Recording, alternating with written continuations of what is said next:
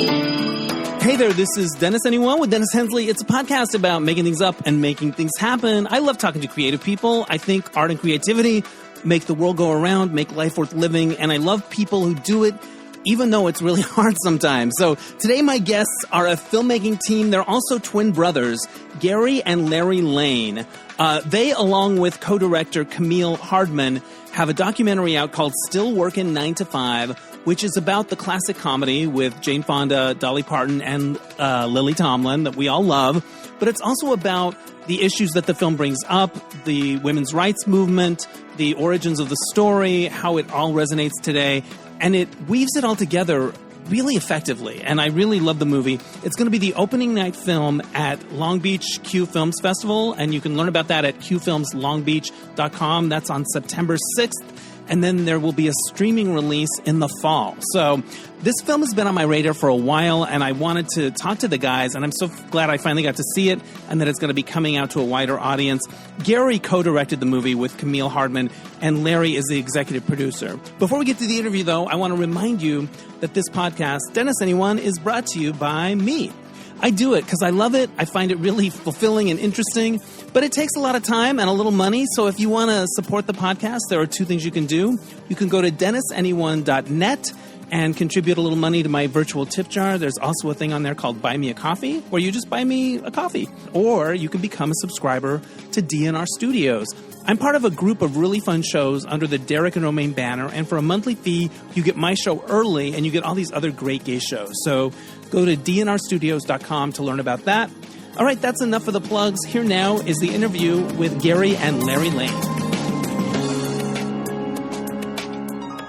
Joining me now from Burbank, California, which is just down the street. We could probably meet for coffee in 5 minutes if we wanted to. But it's Gary and Larry Lane. They're two of the filmmakers behind the documentary Still Working 9 to 5, which is about the movie, but it's about so much more than that.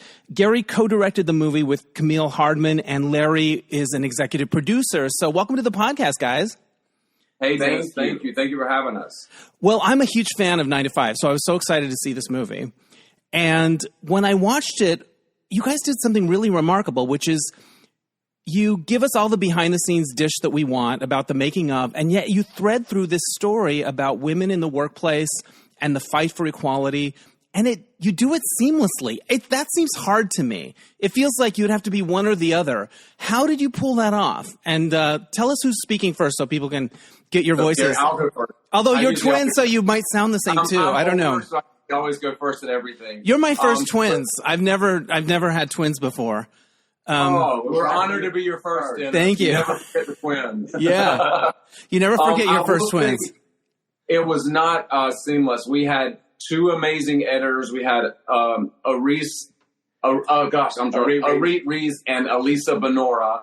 Arit Rees and Elisa Benora. Absolutely amazing. We had over 90 hours of footage that they edited into a 90-minute documentary. And we kind of say we hid the medicine in the candy because it's really important. Everybody loves the 9 to 5, the cast reunion, Dolly, Lily, and Jane, even Dabney, which were his last film. Dabney was so amazing to interview, and we were so sad that we had lost him. And then Dolly and Kelly did a new duet. So there's all this 9 to 5 fun stuff. But then we've also got the women's movement. And, hey, 45 years ago, everything Jane Fonda and Bruce Gilbert, they were the producers of the film. When they were making this movie, they wanted to show you equal pay, equal job advancement, sexual harassment, universal child care. All of these things women were fighting for 45 years ago, they're still fighting for. Hey, Dennis, I'll say one thing, too. I think the one thing about 9 to 5, because it was a movie in 1980, it was a television show, it was a Broadway show, it was a song. It had so many iterations. We could go back and find points in the women's movement that segmented perfectly with it because it's been so many things. Yeah, it's the way you do it. Like, it does feel seamless. It's like 1 minute we're talking about the costumes in 9 to 5, and the next minute we're talking about people doing a hunger strike to pass the ERA, but it flowed. Like, I think it's a level of difficulty 10 out of 10, and the film pulls it off. I found it very kind of stirring by the end. You know, you've got, and then it starts bringing in Me Too and all of these different things that are all part of the same thing. And then you have a Kelly Clarkson duet with Dolly at the end. Talk to me about Kelly and Dolly singing together, because I didn't expect that. So that could be a documentary within itself, just making that duet. Because not only did Dolly and Kelly sing it, they recorded themselves in the studio, which allows us to have Dolly and Kelly singing it to each other at the end as our end credits go up. So they knew they were making it for the film and for our end credits. But so Steve Summers, who is Dolly's creative manager, he's an EP on the film. And then Shane McAnally, who is a great friend of ours for many, many years, he is also an executive producer. So Steve Summers said, Dolly's never let anybody touch 9 to 5. Jolene's been remade 1,000 times. I Will Always Love You 1,000 times. Nobody's really ever touched 9 to 5. So he asked Shane if he could slow it down and just play with, do something completely different with the melody. And so Shane went away for a couple of months and then came back, and he had one of the female singers on the label sing this slow, haunting version of 9 to 5. So Steve Summers, after he's like, I'm going to play it to Dolly today. So we didn't hear anything that day. So then the next day, Steve called and he goes, hey, are you guys sitting down? And I was like, well, we are now. So we sat down. And he said, so we played it for Dolly 3 times, and she squealed every time. So she was like just giddy with how amazing it was because it was completely different. She called hers Bubblegum Pop, and ours is like this slow, haunting version because these issues are still around. So it changes the whole song. But he said, and not only does Dolly love what you've done with it, she wants to make it a duet, and she knows what she wants to do to the song. She knows what's already been done to the song. So now we need to find a duet partner, and Shane is really good friends with Kelly Clarkson. So it all kind of came together that it was Kelly. Well, I'm a fan of Shane McAnally because he's written a million great songs. And I remember when he was Shane Mac in L.A. as a singer-songwriter. Yes. Oh, God, that's when we were friends with him. At the Dime on Melrose. I think I saw him, Genghis Cohen or something. He had that song from Shelter, but now he's a gazillionaire and has a so when you're out here, you're doing little odd jobs. And so I remember one day we were working for an event company, like unloading trucks for like $75 for the day. Shane was unloading the truck with us. Yeah. And we just kind of like, that was 20 years ago. We always go back to where we were. And, we've all been fortunate and blessed. Shane might be a little bit more blessed than us. I mean, that Instagram, that world tour Instagram with the family and the perfect, God. I was like, you're doing it better than Oprah because you're going all over the world. She just did Australia for a month. I just hope they don't lose their passport. That would be bad. But yeah, no, it's fun. And I love that song, that reality show with the songwriters that he was on was great. Songland. Oh, yeah. Songland. But the way the way they rearrange that song and the melody and the way Kelly sings, it's a slam dunk. And well, Steve Summers said, I'm going to be honest. I have been to 1,000 or more concerts with Dolly. I've heard her sing that song thousands of times. I've never heard the words that she wrote until that arrangement because you hear the power of what she really wrote, not all the fun. Right. Yeah. And their voices together and you got squeals out of Dolly. I mean, you must have been so nervous to get that call because if she didn't like it. A spiritual awakening. He said she had a spiritual awakening. And I was like, if we've done something in our life that made Dolly have a moment of a spiritual awakening, then we've done it. Wait, Dolly can get more open than she already is? There's more to open? I feel like she's perfect. Anyway. She's great. Their silhouette. This is... we had Elastic TV created all the graphics for the film, so we're really happy with that. You can do the silhouettes without getting, and if you're not copyright because you can't show them, but you know who they are, so we were able to get away with it. That's so clever, producing cleverness, a silhouette instead of getting the likenesses for the poster. Your first movie was From Hollywood to Dollywood, or maybe not your first, a previous movie. So you've clearly loved Dolly forever, right? Oh yeah. That movie was all about our personal story to Dolly and growing up and loving Dolly. And then we did a road trip. It was 2012. And then Dolly let us use 15 songs for the film. It won like awards all over the world. I think it won like 25 Best Documentary Awards. This one has won like 12, but that one got up like 25 Best Documentary Awards. But you couldn't have written that one because we had this road trip planned right when we left LA. Within a day was the major floods in Nashville. So everything at Opryland was underwater. The park was underwater. We had to reinvent the whole documentary. So it got a lot of acclaim for sure. But we got with a bad distributor, and so that one will never see the light of day. So you learn lessons from every adventure you take. That's heartbreaking to me, that it won't see the light of day. So you were involved with Dolly on that first movie in terms of getting the songs, and then you had another experience with her with 9 to 5. Do you have a favorite memory of interacting with her or even dealing with her her world? Well, it was a little different because with Hollywood to Dollywood, we were on the park, and like Hallmark was filming, we were filming the movie. So they let Dolly know who's on the park, and then she kind of picks and chooses what she does. But so they kind of told us that she was going to be riding by in this car at like a on the park kind of slow like buggy car, and they're like, so she may wave, she may stop and say hello. So we didn't really know what to expect, but she stopped the car and let us walk right up to her, and we were talking to her about our journey and, you know, what she meant to us. And so that was kind of like that one. But this one was still working on the 5. We did a full-on sit-down interview. We had her for like an hour, you know, lights, camera. It was a lot different, the production on this one. And, you know, she just, at the end of it, she goes, well, I'm just happy y'all are still doing it and still making docs. And at that time, Rachel Dennison, who's Dolly's sister, she played Dolly in the TV series. Right. They just came out with a cookbook. Yeah, they just came out with a cookbook. Yeah, they just came out with a cookbook called Good Looking Cooking. But anyway, at that point, Dolly's like, I'm going to talk to Rachel because I want her to interview for this. But we kind of found out more people were interested in the movie. So the TV and the musical, they used to have bigger sections in the film, but they got cut way back. They got edited way down. So we ended up not getting to interview Rachel for the film. But Dolly had said, I'm going to talk to Rachel, so she'll do this. And so just stuff like that. And one really big highlight, because we also do red carpet stuff. So we got to go to Nashville when Dolly was doing the big night of the Gambler, when everybody was honoring Kenny Rogers. Right. And Dolly got walking down the carpet. So we got to interview Kenny and Dolly. And when she saw us, she goes, hey, Kenny, I know you got twins. Well, these are my twins. Yeah, so that was like, yeah, pretty damn great. We're like, okay, we'll be your twins.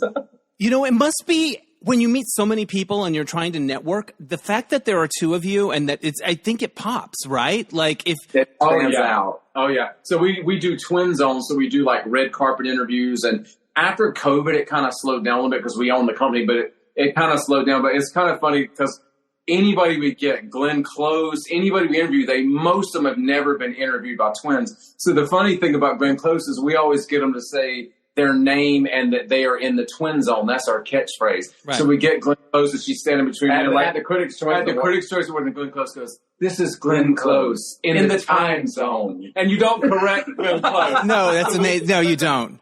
She was giving you... The girl that was recording beside her, she said, oh, my heart just sunk when she said time zone, but it was all good. It was cool. You don't correct Glenn Close. No, not at all. This is a total sidebar, but I wrote on the Big Gay Sketch Show, and the favorite thing that I wrote was a sketch for Nicole Payon, the actress, because she did a great Glenn Close impersonation, and it was my proudest moment on the show. But Nicole had this theory that everything that Glenn Close does is 37% too big. Like she gave it a number. I don't know if that's the exact number, but that's how she approached it. And it sounds like Glenn gave you that on the red carpet. Yeah, she did. She did. Where do your red carpet interviews end up? Do you guys publish them on your own channels or? Yeah, we have twinzone.com. And honestly, we really were just kind of getting our footing when COVID hit. So since then, we've been on the journey with this doc. So Twin Zone Productions is kind of it's TWINZZONE. So 2 Z's in the middle. Twin Zone. Yeah, so our microphone has the 2 Z's, but we'll probably pick it back up. But honestly, this journey is going to end in the fall. We're going to have a huge streaming, and we've been on the journey 6 years making the film. Film festival circuit started in 2022. So we have been on a journey, and a lot of films after COVID didn't find their way. The whole landscape for selling docs changed. A lot of films fell into the hole. We fell into the hole. So we've just been very persistent plugging on with this film because it's got such a strong message. Women's rights are on the ballot in November. Yes. Women's reproductive rights. Kamala Harris, who's going to be our next president, she's in our film with a very powerful moment. So the film is just relevant. And then, it never ends. Now Jennifer Aniston and Diablo Cody, they're making a 9 to 5 remake, which is going to be tied into the old story, but somehow Dolly, Lily, and Jane are rumored to be involved. So that's just more stuff. We're kind of, our doc is a stepping stone in the 9 to 5 universe. Yeah. Well, near the end of it, I kept writing down these things that popped for me. Kamala shows up. There is the soccer team, the World Cup's winning soccer team, and wanting equal pay. All of the AOC is in there. Greta Thunberg. So it's this long journey that makes little steps, but, there's still so much further to go. As men, why are you so passionate about this subject? Because I would think your co-director is female, but I would think this would be more of a female-driven project. But you guys are part of the driving force, clearly. Yeah, absolutely. Well, what we do is we let everybody know the history of when we wanted to make this documentary. In 2017, Dolly, Lily, and Jane were on the Emmys, and there was a lot of buzz. It was a little reunion they did on the Emmys that year. And so they were really talking about the sequel. So I told him, I was like, okay, 9 to 5 has been a movie, a song, a TV show, a musical, now a sequel. I was like, I really want to do a documentary all about what 9 to 5 is and what it's been. So then through reaching out to my friend Camille Hardman to run the interview by her, she's a documentary filmmaker. What Camille did is at first she goes, well, let me just kind of think on it. But she is a researcher, a deep diver. She goes looking. So over that night, she researched and she found Karen Nussbaum, and that's one of Jane's really good friends in the mid 70s. And she ran an organization called 9 to 5 in Boston. And so Jane and Karen were good friends, and Karen would say, you wouldn't believe the shit that women deal with in the office. And she would tell what the secretaries were dealing with. That's why Jane's like, I want to make this movie and shine a light on these issues. So we kind of say when the fandom of 9 to 5 with us met the feminism of 9 to 5 with Camille, that turned into the Still Working 9 to 5, where you see all that fandom behind the scenes stuff that we were fighting for. Camille was putting in like a lot of the women's rights issues. We all kind of played in the same sandbox, and it made a beautiful story. Right. But I also think as men, you've got sisters, you've got daughters, you've got mothers. If somebody's doing the same job as a man, they should have equal pay. You know, it's just like equality for, you know, a gay person, a woman. It doesn't matter. Equality is equality, and we believe in that message. It's like I told our mom was just trying to understand what it was about, and we've got a niece and a nephew, Christopher and Peyton. I said, if Christopher and Peyton were working the same job, say they were working on a cash register somewhere, just side by side, and Christopher's making $3 more an hour than her because he's a guy, that's what it's about. Like, you know, there's a lot of other issues, equal job advancement, you know, because they'll promote it. That's what they said. Violet would train them, and then they'd leapfrog they would pass her at Consolidated. That's what that part was about, but they had to make it funny and humorous, put the joint in my purse, so middle America would go see the film. They couldn't just do all the women's issues. Or nobody would have watched it. And that's the way we did the doc. If you have, you know, the women are marching for the Equal Rights Amendment and it's getting a little bit too much, then here comes Dolly, Lily, and Jane. We purposely edited it where they're all going together to get to the same message. Yeah, well, it seamlessly works, and I feel like that was a real challenge that you guys rose to. Thank you. I love all the behind-the-scenes stuff of that movie. Here's my thing about 9 to 5. It's one of my favorites. I can quote so many lines from that movie, but they're not jokes. They're just lines. Why do we all know? I say we hire ourselves a couple of wranglers to go upstairs and beat the shit out of him. How come everyone in my phone can say that? There's another stiff in the John. Yeah. I'm no fool. I killed the boss. You don't think they're going to fire me for a thing like that? They are kind of jokey, but like Violet, they want to look for a short in the trunk. There's a short in the trunk. My friends and I can do that word for word. Yeah. There are other good comedies, but I can't quote them like that. There's something about that movie, right? Can you talk to me about the script and the lines? It keeps going. Like I said, there's a remake. We're the documentary. We added the duets to the timeline. There's a musical. There's a TV show. 9 to 5 is just going. You haven't seen any other film ever do that many things. And if this remake happens with, you know, a younger cast and they deal with current issues like gig economy and things like that, it can be really good. And if they find a way to nod back to Dolly, Lily, and Jane to be part of their original characters, I think it's brilliant. And I like being the documentary that tells you how all that was made. And now here's this remake. So for us, it's a win-win. It keeps us relevant. Well, I knew the documentary existed, and I was getting to watch it. I was like, I wonder if they got Dabney Coleman, because I know he's passed away. You did. How long before he passed, and what was it like to interview him? So Dabney, we were very fortunate. We had been doing interviews for over a year and a half. So we interviewed Dabney on February 22nd, 2020. So we all know what happened at the end of February. Oh, wow. If you hadn't gotten him then, that would have been it. We got him within a week. And, you know, he just passed away about maybe 4 months ago. So he had another 4 years. But, you know, we got him when he was 89. And he was just sharp as a tack. When he started saying, I had a part in Private Benjamin, but I told my manager, I'm not going to take that part because I'm going to get 9 to 5 with Dolly, Lily, and Jane. So and he hadn't got 9 to 5 yet. He just felt like he was going to get 9 to 5. So he turned down Private Benjamin. Oh, another one of my favorites. Yeah. So that's the stuff I love. I think he would have played the sergeant woman that got the blue, you know, Eileen. I love her. I think that might have been Dabney, or I might have been the drill sergeant from Sesame Street. But I was trying to figure out what part Dabney got and could have played. And you also talk about how he was not that big of a star. Like they had to fight to get him. Like the studio thought he wasn't a movie guy. He was more of a TV guy. He's so perfect in it. So perfect. Oh, he's perfect. Yeah. You love to hate him. You don't ever really hate him. You know, he's just a likable scoundrel, which is hard to do. Like he kind of can't help it. There's a scene that you guys show from the movie in the documentary where Dolly has reversed the sexual harassment. Oh, you ought to turn around and you smell pretty today. And I'm shocked. I'm shocked by it still. It lands. The point that it makes is so simple and yet so like, oh, wow, women put up with this shit all the time. And yet when it's reversed, we're like, oh, that's not nice.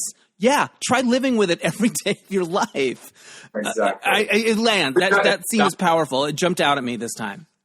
We got to get Dolly to say, oh, me and Dabney got to switch parts. And so they kind of had fun with it, too, because they were narrating and going back over the scenes in their minds. So we had a lot of fun. I mean, I would have loved to have Dolly, Lily, and Jane in the room together, but it was COVID. It literally took us a year and a half to get Dolly, Lily, Jane, and Dabney. Those 4 interviews spanned over a year and a half. So we had to really work at it, but it was a blessing because now we can offer everybody like this current, updated interviews of them talking about what 9 to 5 meant and why they had to make it. And so we're proud of it. Well, and also Jane in her interview is wearing the Fire Drill Fridays shirt, and you see her getting arrested, and she's still such a powerhouse activist. So this thread of like it's an ongoing fight, it's always a fight, really resonates, especially in her because that's been her whole life. I am a huge Jane Fonda fan. I think she's a hero. What was she like to deal with? I'd be intimidated. I'd want her to like me. I'd feel guilty that I haven't been doing more. I feel bad that I hadn't been arrested. What's it like to interact with Jane Fonda?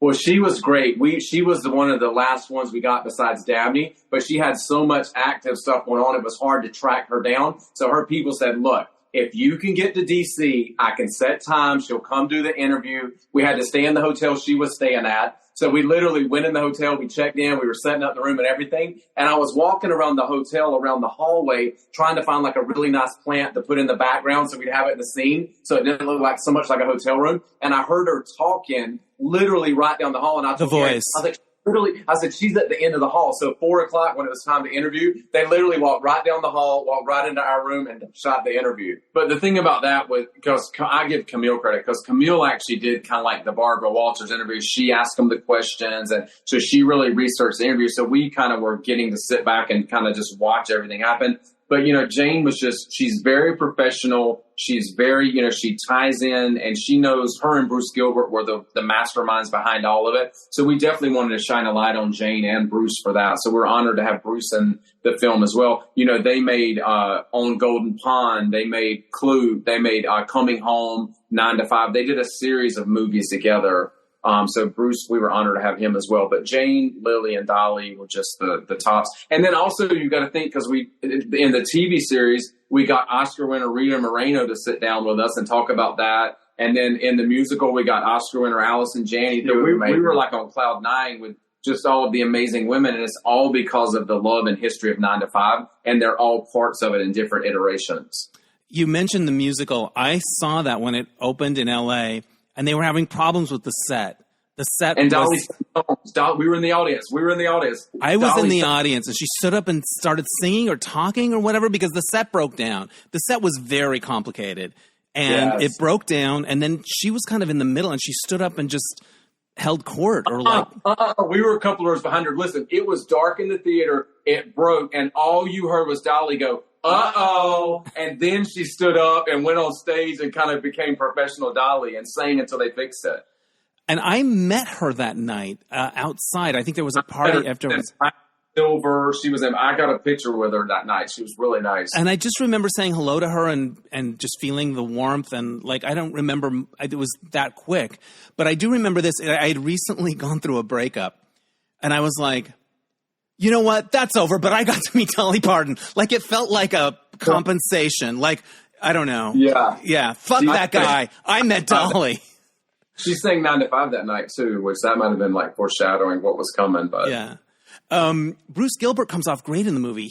I love 70s movies, and he wasn't a character that I was really aware of. And he just seems smart, cool, great. I really was like, oh, I like this guy. We interviewed him for, I think we interviewed him for 4 hours. He was kind of like the glue that really tied everything together. So I think we're even going to, like, for the Academy, we're going to, like, donate his interview in there because he doesn't do a lot of interviews. So we were very fortunate to get him to do the interviews with us. He seemed pretty youthful for someone that was working at that time. Like, I was like, okay, I don't know what the skincare regimen is, but I'm going to look into that. His interviews in our living room. He was facing that way. We're facing this way. So we interviewed him here in the house. Oh, right on. There you go. Yeah. Lily Tomlin didn't want to do the movie at first and also quit. I did not know that. Can you talk a little bit about Lily's second thoughts and her misgivings? Well, we didn't really know that either. Without giving too much away, she doesn't like to watch the dailies. She never looks at herself, even present day Grace and Frankie. She never likes to look at the dailies. So she looked at the dailies where she was pretending to be Snow White and all those little cartoon animals were not there. She was just acting to them and she thought she was ridiculous. So she wanted out of the movie on day 2. So that was interesting. But she didn't think some of the humor, she didn't like some of the humor in it. She didn't think it was that funny. So in the movie, you see they were actually going after really hard Gilda Radner to do it. Yeah, and then Lily found out about Gilda, and she's like, oh, okay, no, I better. You're on the whole movie. Come see it. Yeah, no, that's just a little part of it. And also some of the lines that she disapproved of, I won't say which ones they were, which she thought they were a little too broad, are some of my favorites. And some of the most quotable, and they probably always get huge laughs. And the way our put that together, where you'd hear current Lily talking about that line not being funny, and then you see it in the film. So I mean, they landed. Colin Higgins was amazing. He knew where the laughs were, and he always knew how the audience was going to react to them. I saw a documentary about him a couple of years ago that I think was at Outfest. Like, he made a lot of wonderful comedies in that era. He was a gay man. But by all accounts, really a nice guy, like a sweet guy. What can you tell me about Colin Higgins? He gave us Best Little Whorehouse, which is absolutely amazing. Yeah. I mean, that dance number gets played in every gay video bar every night. Yeah. I can't remember. We went somewhere and they gave us a behind the scenes of. We were in Natchitoches, whatever that in Louisiana, and they took us on the Steel Magnolia store. They showed us where the graveyard scene was, and they took us where everything was. It was actually really amazing because we loved that.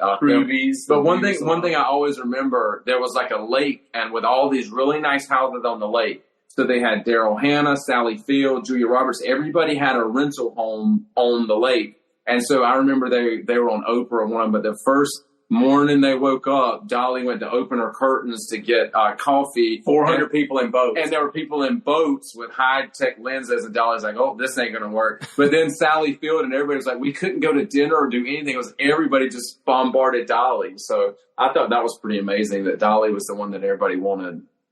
Well, you talk about Steel Magnolias. We're talking about 9 to 5. If a movie works and people love it, it lives forever.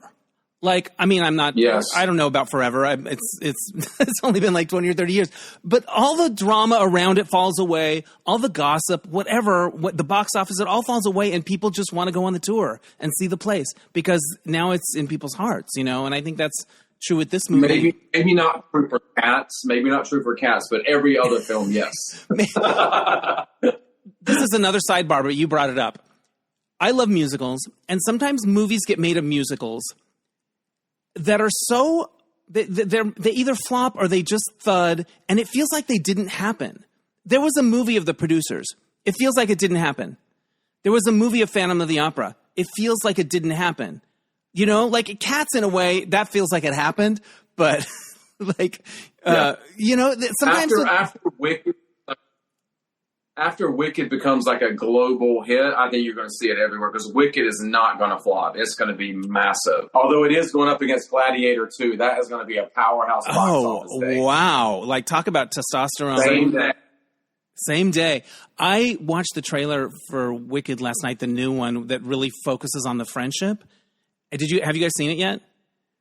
It's enchanting. Oh, it's amazing. Yeah. And the character that comes through, even in these little moments, like they both have a real strong take, the chemistry, like they're really alive. That is going to really be an experience. It's November 22nd, so I know that's the day they both come out at the same time. There's all kinds of great archival footage in your movie, but there's this interview with the three of them at the time where Dolly Parton is talking about the flack she's getting from her family and friends in the South about working with Jane Fonda and what she and they were talking about their cultural and political differences and how they bridge that gap. But that's still a thing. Even when they did the reunion, they were, at the Emmys, was somebody going to say something political? Like the way Dolly has managed to be everything to everyone and not get her hands dirty with that stuff has been a masterclass. But it emerged then. That's what was striking to me about that moment in your movie. Well, she said a lot in our documentary that you don't hear her say a lot, talk about equal pay, with women working, earning the same thing. So Dolly opened up a lot for us, I think, that you don't hear her talking a lot about. But she definitely believes in equality.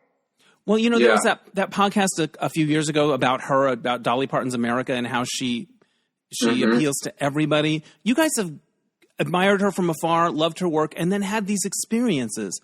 Is there a part of her that you take that you try to emulate, or is there a lesson that you've learned from observing her? Do you ever have those "What would Dolly do" moments?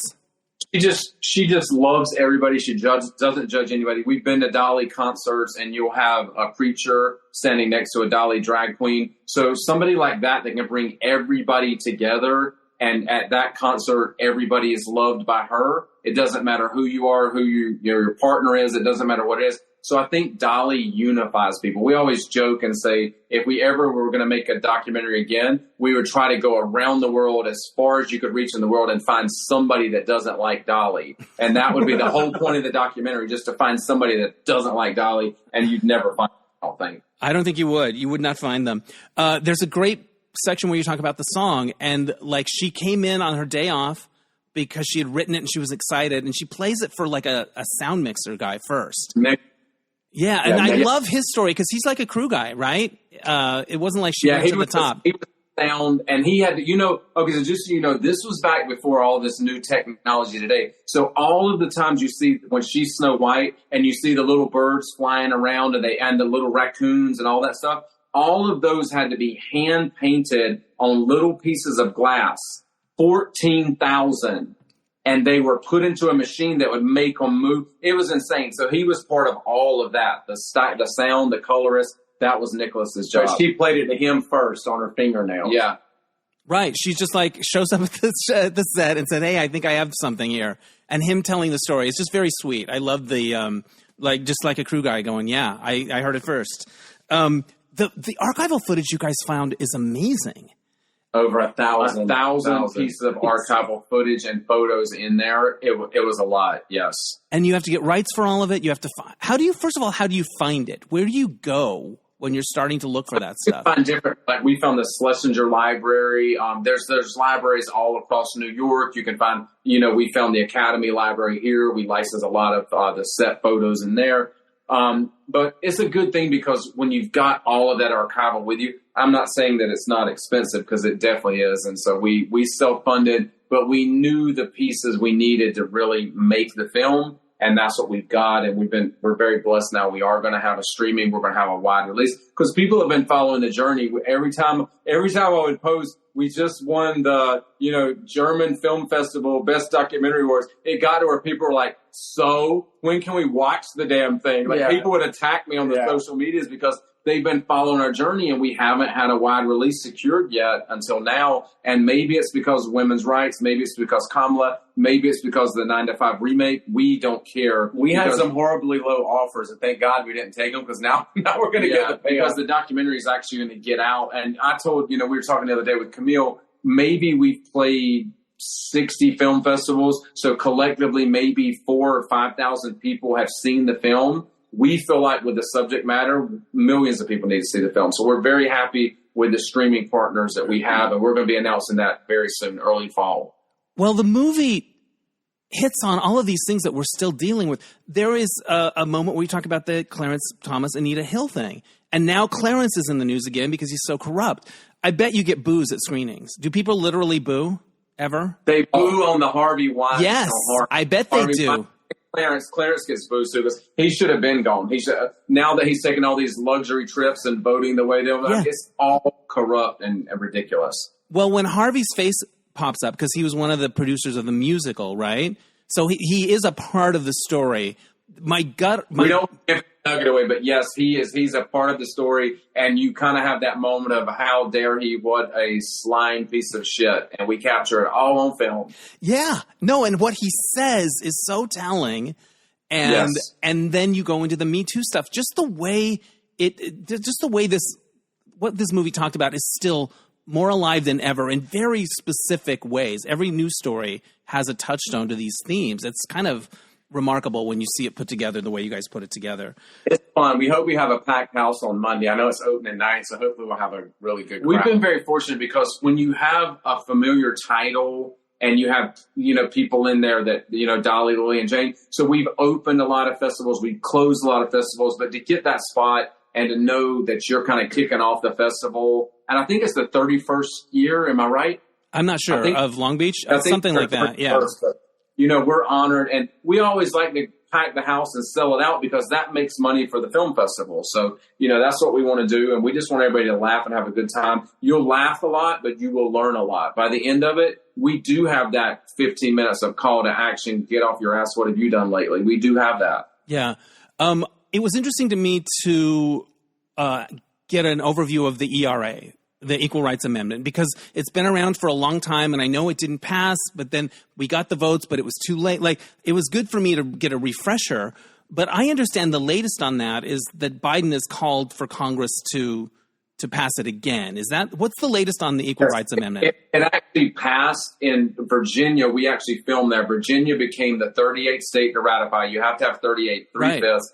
So once the state ratifies, you don't lose the ratification. So over all these years, the last three that came out in the last, most recent three was the 36, 37, 38 was Nevada, Illinois, and Virginia. So when Virginia passed it, unfortunately, Trump was still in charge. Trump told Barr, don't have the archivist publish it. That fell under what's called the Barr memo. That put it into a hold right there. So now what we understand is the states have ratified. It's still there. The publisher has to publish Virginia's rights, but they have not done that yet. So my activist friends like Zoe Nicholson, who's going to be hosting the Q&A, they all get fired up at Joe. They're like, make the call, Joe. You've had it. This should have already been pushed through. And the sad part is if the Equal Rights Amendment had passed, if it had been pushed through, then they could not have overturned Roe versus Wade. So all of this goes hand in hand if women were protected under the law. So if you look at Kamala Harris,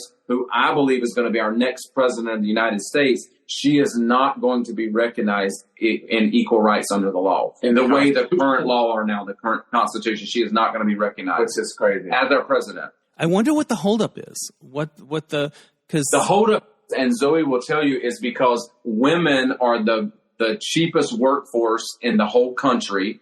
So if you pass the Equal Rights Amendment, then equal pay has to be one of the first things that's flipped. So there's too many people fighting against it, but there's too many things that have happened, and we've met the deadlines. We've hit the 38 states. We've done this. Women are losing their reproductive rights. So there is a galvanized force that is coming at the United States, and our film is a little tool in that. So I love that. Well, you guys show Phyllis Schlafly, who was against the Equal Rights Amendment, but the film makes the point that what that really was, they're saying it's family values and religion or whatever. It was corporations behind it saying, it's all about the money, always. There's so many things in this movie that come up, and you're like, yes.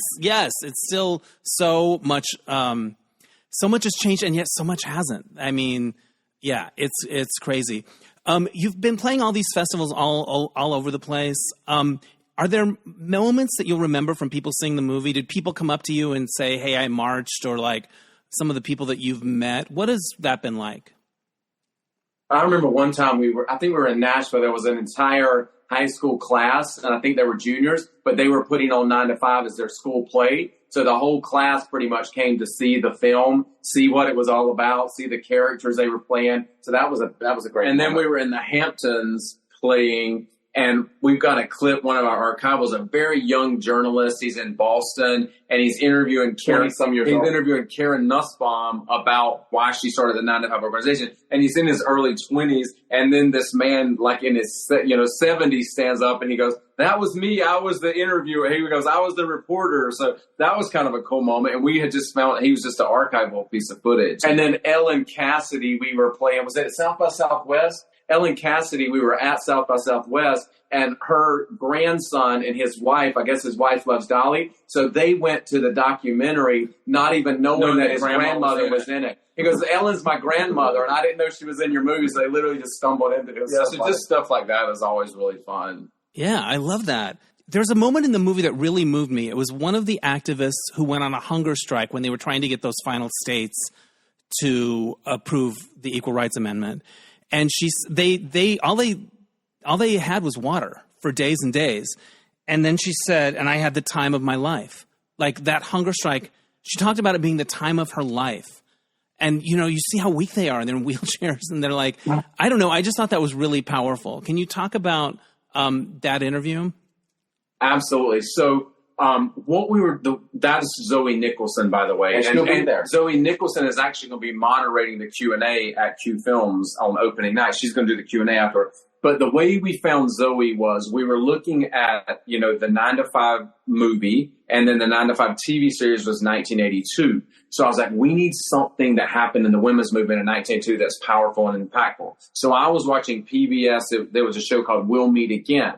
And so Zoe was on there talking about the hunger strike, and the point of that show was to reunite her with one of the women from the strike that she hadn't seen in 40 years. So that's how I was like, oh my God, this is 1982, this is the ERA, this is the hunger strike. That's how we got Zoe, and we reached out to her, we found her, and we said, we need you in our film because we're going to be showing 1982. And then, in 2009, when the musical was happening, we got Lily Ledbetter with the Fair Pay Act getting signed into law with everything that happened to her in Goodyear. So we tried to find really cool ways to segue the women's movement and the 9 to 5 movement. And that's how we got Zoe. And we love Zoe. Zoe keeps us up to date on the ERA, what's happening in Congress, what needs to happen. So she has, trained me and my brother to be, activists and allies.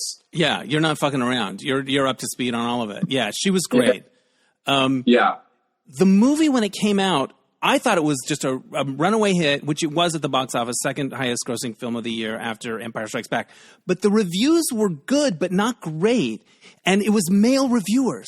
And if you show the clips, like they're all a little bit like about it, right? They're little pissy bitches. Am I wrong? Well, see, if you think back then, pretty much all you had was male reviewers. Yeah, it's Siskel and Ebert and all of the people. Yeah, women's film. Yeah, it's not an easy sell. And so all of them, Siskel and Ebert, they were like, it's whiny when it doesn't get on. When it's not on its high horse. 9 to 5 is not on a high horse. The only horse is the one that Dolly might ride in that one sequence. I don't know. Like, yeah, they tipped their hand at like how sweet they have their position in the world. Like it was so glaring that these male reviewers were a little bit like, I don't know. Like, fuck them. And it became the highest comedy grosser of the year in 1980, and it was the second highest grossing film behind Empire Strikes Back. Yeah. So but you got to think that male reviewer, he's now thinking, well, God, now if they're paying on the same thing as they're going to be female reviewers, it was threatening them. That's why they were being kind of, and it's okay, don't see it. I mean, this film does a good job of just exposing, and you connect dots in your head. And it's because of the way it's put together. I'm very impressed by that. Do you guys remember the first time you saw it? The first time we saw 9 to 5, I don't remember because our dad always, liked Dolly when we were growing up. So she was, if there was a movie on with her. So I think, we were 5 when it came out. We were 5 in 80. But I remember seeing it for sure. I don't know if we saw it in theater, but we definitely saw it with our dad. I remember sneaking and hiding behind stuff to watch Best Little Whorehouse in Texas because there was all kinds of nudity in that one. So we weren't allowed to watch that one, but we still snuck in and watched some of it. Do you have a favorite line? From 9 to 5? Yeah. I think mine is, I'm no fool, I killed the boss. You don't think they're going to fire me for a thing like that? Right. I kind of like hire a couple of ringers to go upstairs and beat the shit out. And mine is, I'm a doctor. What am I talking to you for? Piss off. And by the way, do you know Florence? Even now, I laugh thinking about it, right? But you know Florence Henderson, who was Carol Brady? Of course. That daughter, that woman, the candy striper that Lily yelled at. That's Carol Brady's daughter. That was Florence Henderson's daughter in real life. Small things we're learning. Next time you watch it, look at that candy striper. She looks like Florence Henderson. Yeah, I love that. When did you guys come out to LA? We've been out here about 22 years. We came out, about 2001 or 2. 2001, I think we came out here. And what was your goal when you came out? Because I remember meeting you and knowing you were involved in different things. And did you want to act at some point? Was that part of it? Yeah, we had a lot of stuff. We had done a lot in Wilmington, North Carolina, where we grew up. So we did Dawson's Creek and got on productions there. Then we went up to New York and got in Zoolander and got in movies and stuff there. So then kind of coming out to LA after we got our... We did a lot of twin stuff. We won like Twin Fear Factor. We won Twin Wipeout. We got a bunch of those. But once we got our SAG card in New York, because it's a lot easier, then we came out to here and we were a little bit of leg up because, you know, when you have your SAG card, you get like more money on the sets and stuff. So we've always kind of utilized the twin thing. The documentary films, the 2 that we've made have been, you know, really successful. We're proud of them. And we're just kind of doing our thing. But we still go back to North Carolina like 3 or 4 times a year. So all of our family's there. So we've still got our southern roots for sure. I was at a party not long ago and I met somebody that was a twin. And we're talking about what that's like. And I said, do you ever have any of those moments where you feel a kind of connection that is kind of unexplainable? And he talked about his twin was across the country and had an injury or something. And he woke up in the middle of the night. Like that same, he didn't know, but he woke up and like something's off. And I was like, wow, that is fascinating. Do you guys have things like that? We've done it 3 times. Yeah, we were on Unsolved Mysteries back in the day. I love They did Unsolved Mysteries. Okay, so the first time, so our first job at 16 was at McDonald's. So we were at McDonald's. You and Kamala Harris.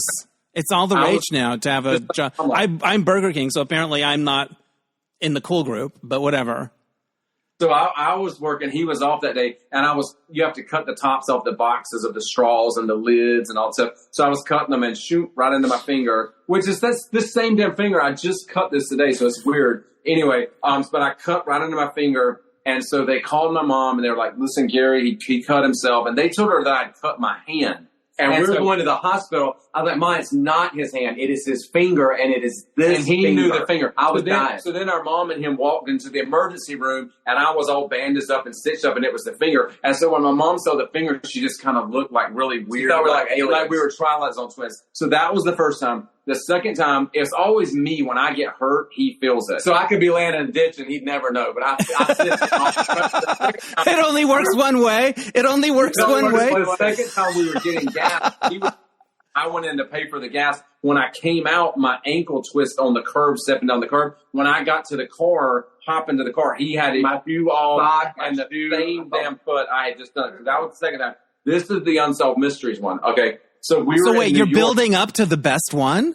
Yeah, this is the best one. The third, wow. And this is the last time we've done it like 20 years ago, knock on wood. Okay, so we were in New York, and I had been like running like a low fever, didn't really know what was going on, but I had like a really bad like toothache. And so I went to the dentist, and the dentist said there's an abscess on the tooth, and this is really serious. We have to pull the tooth. And so I was like, okay. So then I had to go back in the lobby to try to tell him. And I'm about to pass this. out. My tooth head back. And so I go tell the dentist, I was like, my brother's out there, but he's in like a lot of pain. And so then they were like, okay, we're going to give you your shots. They yanked my tooth out. But while they had me under, they went out there and gave him a shot because his mouth was starting. So he got the Novocaine shot, but didn't get a tooth pulled just because he had the pain. And there was one more. So we did a show called The Truth About Food. So we went over to London, and we were on the Isle of Wight, and it was me and Gary were the American twins. They had German twins, Japanese twins, but they split us. So when we got there, all of the younger twins were in one team, and all of the older twins were on the other team, so they split us. And they made us do all this crazy shit. We'd have to eat like carbs, and they would eat protein, and then they'd make us run 40 miles and see which twins died. Crazy stuff to see how you react. So we're on this bike ride, and I was like, I go to the producers, I was like, I want to talk to my brother. I was like, something's wrong with my brother. And they're like, oh, no. He's fine. You're fine. So I was like, I want to talk to my brother now. I had passed out like from the high elevation. Passed out, and they couldn't get me to come to. And I knew it was wrong. I was like, something's wrong with my brother, and I'll end the show right now. I want to talk to my brother. And I knew something was wrong with him. So that was another time we did it. And the other times, like if we've been on game shows and stuff and they separate us, like we did a show called Set for Life. And they put him in the back. You know, like if you're doing the show, like The Wall, how they make one go in the back, the other one plays the game. So they did that on the show called Set for Life with Jimmy Kimmel. And Jimmy Kimmel was just making me randomly pick numbers. 30 like random ass numbers. And he was in the back and they'd say, what number is your brother going to pick next? And he'd say 8, and then 8 would light up because I picked 8. They thought we were cheap. So we did like 6 or 7 numbers right in a row. And I was like, it's random because he doesn't know. They came back and looked for microphones. They thought we were communicating. They were like doing an anal probe. Do you have a bug? What's going on? Right. Exactly. So we've had fun with it. The twinship has definitely been a blessing for us. Has there ever been a moment where where you wanted to do something on your own, or like where you were like, I'm dyeing my hair blonde, fuck it? Did you ever was it ever not a good thing? If we're paying rent and we need to look alike, so be it. But when we were in New York and we had to go to a twin audition and dress alike, he wouldn't ride in the same subway car. He'd get one car behind. He wouldn't ride with me. Because we were dressed identical walking through New York City. So I think one time we were, when we were like maybe kindergarten, we went to kindergarten and this group of third graders, they pushed us down because our mom had dressed us alike for the first day of kindergarten. And the kid was like, just because you're twins, don't think you're special. And we went back to our mom. That's going to be the title of this episode, by the way. Go ahead and finish the story. What was that? That's going to be the title of this episode. I always pull a quote for the title. Oh, okay. Yeah. They pushed us down. And so we told our mom, we're like, we don't want to dress alike anymore because it brings attention to us. So we didn't like that part of it. But now we love it because it pays our rent. It keeps us living out here. So bring it on. When I talk to people that are teams, filmmaking partners or whatever, I ask, I'm always interested in how people manage the ups and downs of the business, how they keep going, how they deal with disappointment and rejection, which is such a part of it. And they often talk about like, well, when I'm down, my partner's up, and we're able to kind of support each other. I imagine that would be true for you guys, but with an added intensity because you are twins. Can you talk about how you manage the ups and downs? And if somebody's like, screw it, I want to give up, let's go do something else or whatever, that the other one might be able to keep you going. Yeah, it's funny though, because we can argue, like we can set each other off, but we're over it in like 2 minutes. Like I remember when we were younger in a store and we'd be about to kill each other and the store would be like, to our friends, do you want to break them up? Oh, no, they'll be over in like 2 seconds. So we can get under each other's skin, but we're the best partnership in the world. Like we lift each other up just like you said. But one thing about being out here, we came out here 20 years ago. We had a whole group of friends that we were all out here on the struggle, on the journey. They're all, they've all kind of gone back. They've gone back to their towns. They've gone back. Not everybody makes it out here. So, a driving force for us is that we've always wanted to make it. We've always wanted to be successful. This has been our dream. And so far, we've been doing really good at it. We still get to go home and see our family. And so I think you've got that driving, wanting to be successful. But you got somebody on the journey with you too. Like if you're feeling low, you've got somebody say, hey, look, we got to pull together and do this. So we push each other a lot too. Yeah. In terms of the day-to-day tasks, who's better at what? Like, is somebody good at, like, you answer the emails, I'm going to do this thing? Or, like, do you guys have things? Emails and social media. I made a joke earlier. I don't know if you heard it, but when he said, we're the producers and directors, I said, I'm the EP, which means I paid for it. Right. So, yeah, so he kind of does he has an online marketing company that he works with. And so he pays for a lot of my adventures that I come up with. But it works really well. And we do make a good team. And so we definitely appreciate having each other and pushing each other for sure. How does dating work and relationships? Is it challenging to date? They have to get along. They have to get along, yeah, for sure. But we're both been in like relationships 18 years now, so we're married off and we're done. But we always say this relationship's been going on 50 years, so this one's lasted longer. Yeah. But you've made it work. So before I let you go, I have a few more questions, but I want to let people know, especially in Southern California, that your movie is the opening night film at the Long Beach Gay Film Festival. I believe it's called Q Films on September 6th, still working 9 to 5. And then after that, watch for a big streaming release in the fall. And people can follow our journey. It's www.stillworking9to5.com, and that's got all our information updated. Yeah, because we've got a social media footprint. We actually have an impact campaign going on right now. So what we're doing is there's a lot of college campuses, USC, UCLA, a lot of people playing it that are going to be playing the film during their women's history courses. So we've got a kind of grassroots movement going on with the film that is going to lead up. We've got a big screening on September 17th at the Department of Labor in Washington, D.C. So we're excited about that. And all this is leading up to a big October announcement where everybody will be able to go on a major streamer and watch the film and finally see the film. So we're excited about that. I love that. Well, congratulations, you guys. It's been a long journey, right? Were there times, what was the lowest point and how did you get out of it? Was it around the pandemic stuff? The lowest point was having to eat so much top ramen. We were just so we could make a cookbook. We could make a cookbook on the different ways to add tuna or add canned chicken. But $5 for $1, you just couldn't beat it. Top ramen. Yeah, we lived top ramen for the first year. And then our agent called and she's like, there's this show called Fear Factor. And if you win, you get $50,000. You want to do it? We're like, and we're sitting there eating a bowl of top ramen. We're like, hell yeah, we want to do it. And we went, but we read it to our mom and it said, they're not responsible for accidental death. Just remember, our mom's like, don't do it. Don't do it. We're like, we're doing it, Mom. We're hungry. How did you do on Fear Factor? We won. It was a twin show. We won the 50,000. And then we did, wait a minute, but so we filmed that before the holidays. And they're like, well, it's not going to air until April. So you did win the 50,000, but you can't get your $50,000 check until it airs. So we had just moved out to LA and it was like first month, last month rent. We were already broke as hell. So then literally we're sitting there and it's like the 24th and the mail ran the night before and we didn't get it. So we opened the check and they had already sent us the $50,000 check, but it's Christmas Eve. I was like, we're sitting in the middle of an apartment in LA above Sunset Boulevard with one futon in the house, eating top ramen with a $50,000 check that we can't cash because it's Christmas. So yeah, we had just moved in October, so we couldn't go. That's the only Christmas we haven't been home since we moved here. So we couldn't go home because we had just moved out here driving cross country. So we had the $50,000 check on the counter eating top ramen for Christmas Eve. What a memory. That is kind of amazing.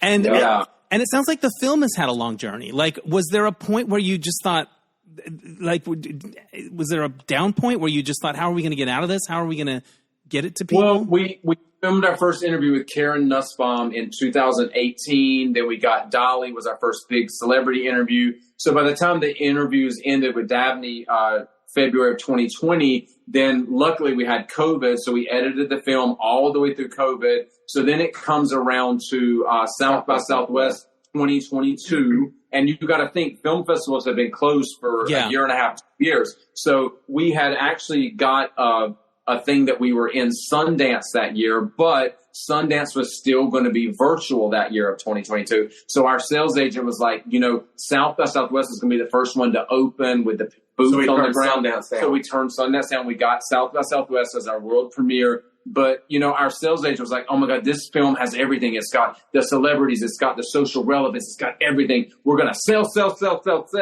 And he's going off what happened in 2019 before COVID shut the world down. So then we started hearing with our sales agent calls, like trying to find out about Netflix, Hulu. We start hearing volatile market, shaky ground for selling docs. Only 30% of the people are on the ground. So we start hearing all this. What does that mean? Only 30% of the people are on the ground. It just means that at a normal film festival, if it wasn't COVID, you have people on the ground from Netflix, Hulu, Amazon, and they're buying films up that they're watching on their world premieres. But that year, because they had bought everything during COVID, Netflix just bought. They were overstocked. They were overstocked, yeah. Yes, there weren't like a lot of sales. So we landed in the middle of this shitstorm after COVID. And for 2 years, we've tried to chase down reviews, make the film relevant, get in film festivals, win awards. And we've just been on the journey for 2 years plugging this damn film because we self-funded. So you have to believe in what you got if you're self-funding. Right. And we had no choice but to try to get it out to the world, which we're very close to doing that. And it seems kind of like great timing now with Kamala and all of it. So congrats on staying the course. Thank you. I have a good friend who's a documentary filmmaker, and we had lunch a while back, and he was saying that all of his doc maker friends are like, this isn't a job anymore. This isn't a job. You can't do it anymore. No, because what happens, so say we had still working 9 to 5, what would happen is somebody at Netflix would get the idea and they would hire me and pay me whatever. And then when I finish the film, they own it. So they don't, if you're coming to them with a finished project you're trying to sell, that's not how it's done anymore. Crazy. Anyway, here are my final 2 questions. If I were making this film, I would really want Jane, Lily, and Dolly to love it. I would just hang on that, right? And I'd be so nervous that they wouldn't. And judging by some of the stuff that you've posted and like there were recent screenings, it seems like they do. Can you talk about that? Absolutely. Well, see, the one thing about Dolly was our sales agent was like, you could not get better than Dolly Parton, because what Dolly started doing was whatever she was on the Kelly Clarkson show, she was on Entertainment at Night, and whether she was promoting a book or whatever, because, you know, she was just in our film, but it's not her film. Right. So they would always ask her about 9 to 5. She goes, well, there's this documentary called Still Working 9 to 5. And they got me, Dolly, Lil, and Jane. And so she would just like say the name of the film everywhere. So that was we always had her stamp. And she would even ask Steve, what's going on with the documentary, Steve? Has it found a home yet? She's been keeping up with what we've been trying to do. And then Jane and Lily, we just had our LA premiere, and Jane and Lily came, and we're standing at like off to the side while they're getting an award before we do the Q&A, and the film's going to play. And Jane kind of looks from the podium. She goes, and I would like to thank the filmmakers of Still Working 9 to 5. And so that's the moment where I'm bumping into him like, holy shit. Because we felt with Jane, because it was Jane's whole idea and it was Jane's movie. And I think somewhere Jane might have said, well, God, why didn't I do the documentary on my own film? So I think we did do it justice, and she approved of it. And then Lily, we have like we've been emailing back and forth to Lily about different things. And Lily, when she finally watched it, she goes, I think you've got a hit on your hands, Lane Brothers. She calls us Lane Brothers. So that, we pretty much got approval from all of them in different ways, which makes us happy. Well, they should approve. They should love it, because it honors the movie, and it's about so much more, and it feels so relevant. Here's my final question. I ask this sometimes of people that have created a project. It's 30 years from now. What's a moment from making this movie that you will always remember? Well, here's the thing. Just the cast reunion, and the thing that always gets me, there's 90 hours of footage. We've got an hour-long interview with Dolly. We've got an hour and a half with Lily. We've got an hour and a half with Danny. There's so much. So I told Camille, I was like, listen, Camille, the 50 years in 5 years, I said, we're going to put everything in the kitchen sink that we've got. We're going to make like an in-depth 9 to 5 docuseries. I want to make a docuseries. You can do one on the song. Yeah, one on the TV show, one on the musical. Because we cut so much out of the musical and TV show, and there's so much funny stuff in there. There's so much history in there. So I'm thinking I'm going to create a 9 to 5 docuseries where you really see the timeline. By then I'll have the remake. That's another whole episode of whatever this remake's going to be. So that's my thing, is 9 to 5 will never end as long as I can keep cranking stuff out about it. I love that. What about for you? And the duet's going to get a whole new generation in there. That's the thing too, is the song, we did a little bit of publicity on the song back in September of 2022. But when it hits these platforms and hopefully millions of people are hearing it, that song's going to get a whole new life too, Dolly and Kelly, because it's just a whole different version. It's wonderful, that song. Did you hear anything specific from Kelly, like, oh, I really love this, or this is a dream come true, or she's talked about it? Shane said she loves Dolly. There's nothing Dolly wouldn't ask her to do that she wouldn't be a part of. We may have something that we can't talk about in the works for a New York premiere that Dolly and Kelly might be involved with, but we can't say anything about it. But cross your fingers. Crossed. There's stuff in the works early October. All right. Congrats, guys. Enjoy the Long Beach screening and everything that comes after. It's been really fun to talk to you. You there, right? I'm going to try to come. I'm going to try to come. Okay. For sure. Thanks, guys. This was really fun. Hey, everybody. Congrats on the movie. Thanks again to Gary and Larry Lane. Watch for their film, Still Working 9 to 5, coming to streaming this fall. And it's also going to be at Long Beach, opening the Q Films Film Festival on September 6th. Learn about that at qfilmslongbeach.com. Okay, so this happened. If you listen to this podcast on the regular, you know I'm kind of obsessed with that movie Xanadu, and I did a crossover episode with my pals Dave and Alonzo from Linoleum Knife all about the movie. Well, after that podcast, my friend Rustin heard that, and it inspired him to do something he'd been wanting to do for a long time, which is get all of these fans of that movie together. So we all had lunch at his office a few months ago. Well, we had our second lunch, is the point. It's an ongoing thing. We have decided that we are called the Xana Crew, and it's spelled capital Xanu, no space, capital CREW. We voted, and that's what we decided. And at our second official meeting, Eric Sepala, who's one of the fans that come to the meetings, he brought all of these dolls that he has costumed to look just like Olivia. He started doing this during the pandemic. He has an Instagram that he started called Olivia Newton-John is a Doll, and he would just do dolls, and it was like his pandemic love project. And then he turned it into a book, and he was able to get the book to Olivia before she passed away, and she loved it, and she actually auctioned one off as a benefit, I think, for her cancer organization. And then she signed a lovely thing back to Eric. And so Eric brought the book that Olivia signed.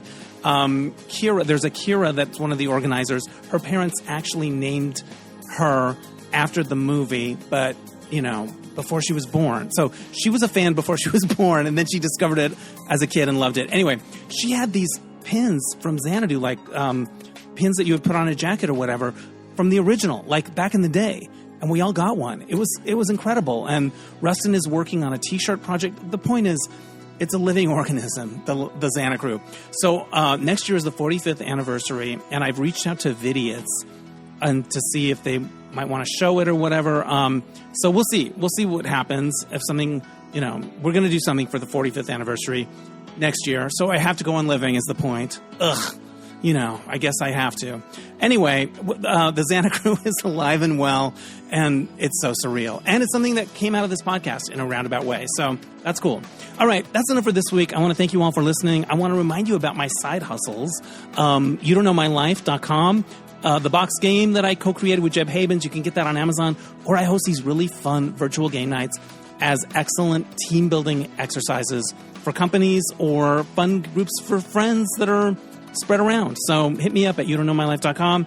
And Lifecast, it's where I interview people about their lives like a podcast, but it's sort of like an audio heirloom. So like I'll talk to your parents and get their story down. So you can learn about that at getalifecast.com. Shout out also to Oscar Rosario for mixing the episodes. My theme music is by Mark Daniels for Placement Music. Thanks for listening, and we'll catch you next time on Dennis Anyone. Bye!